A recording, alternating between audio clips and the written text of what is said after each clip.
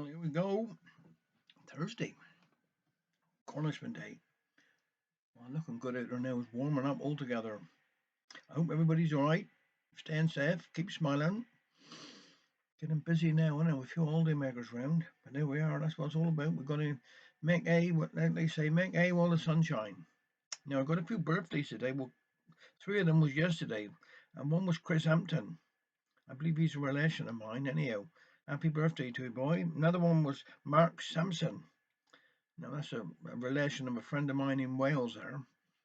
And I hope we've had a lovely day yesterday. And Jonathan Barnacote, local boy there, happy birthday to you yesterday, Jonathan. Sure, I'm a bit late, but there we are. We kind of now Suzanne Morris is tomorrow, and our daughter Karen is her birthday tomorrow as well. So you all have a lovely time and enjoy yourselves. All right, just wow, soak up the sun and just have a lovely day. Now I'm going to do a little story here today. A Liz Armand one's called Aunt Sarah and the Puddin Skins. Well, here we are again. I haven't been a bad summer, have I? Been a rich as sun. I even managed to go down under the cliff and shove my feet in the sea. Done my bunions a power of good, though I'd feel a twinge or two in my old back afterwards. Alfred had to give me a rub with this horse liniment. I'd know I'm a get fool sometimes, but as I told him, I never knowed I was a donkey.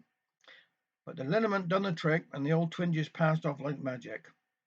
Got a bit of lovely news for 'ee. I'm a great granny at last. Our Ethel, what live up Plymouth way, well, her maid Susan have had a little boy. We never thought she would ever have a chick nor child, 'cause she's nearly 40. 'Twas a burr old surprise, I can tell 'ee. Mind when Susan was born, I made some fool of myself. In they days we never had no telephones, so William, our Ethel's husband, said he would send a telegram to let me know when she was started in labour, and the arrangement was for me to come right away, sending a telegram back telling him what time I should be arriving.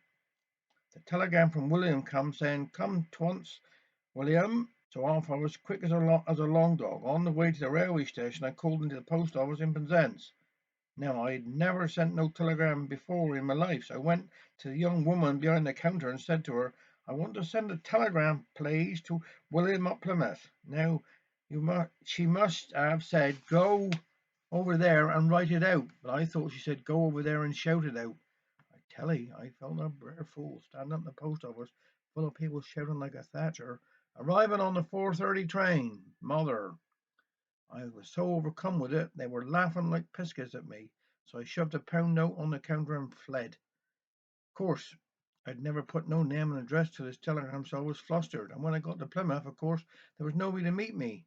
So I felt so bereft, I sat on a seat and screeched my eyes out. Then some nice young policeman come along and said, "What's the matter with him, mother?" I told him a tale all about our Ethel, so the next thing I knowed, I was put in the police car and was drove all the way to Ethel's. I remember thinking that it was a good job I was up Plymouth where nobody knowed me, 'cause if I was home in Newland they would have thinking I'd been took up. What a figgery as it was. It'll be no him and no Hammond this time. Alfred and me are going to see the new baby next week, and we're having a taxi. I was landed in a broke caudle the other day. I was chatting to young Richard about old times. And our mother used to make figgy oven and pudding skins. I said as to how I hadn't tasted pudding skins for years, and Richard said to me, "Oh, hold on, Aunt Sarah Ann. I reckon I can get them up the baking factory up the roof. How many do we want?" "Oh, proper job," says I. "Get as many as you can." Now that was my downfall. Next day Richard called in on his way home from work. "There are some nice chaps up the baking factory," he said. "They never had no pudding skins today, but they said when they did they would deliver to you, when they next had a delivery to the butcher's shop."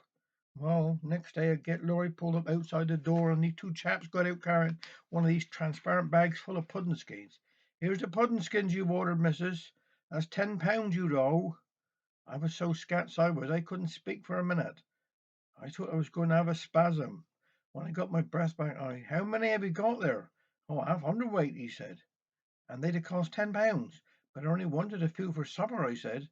"That isn't what the young man asked for," he replied. "He asked for as many as we could spare, and we can spare £10 worth."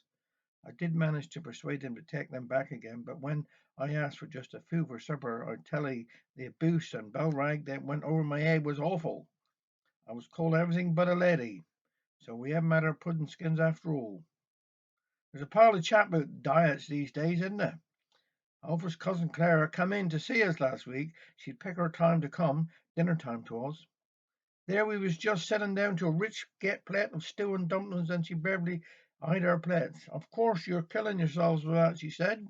All that fat will give you cholesterol in your veins. What do you mean? I said. Nothing that I'd have fit will kill no one. Besides, said Clara, you are grossly overweight. You're much too fat.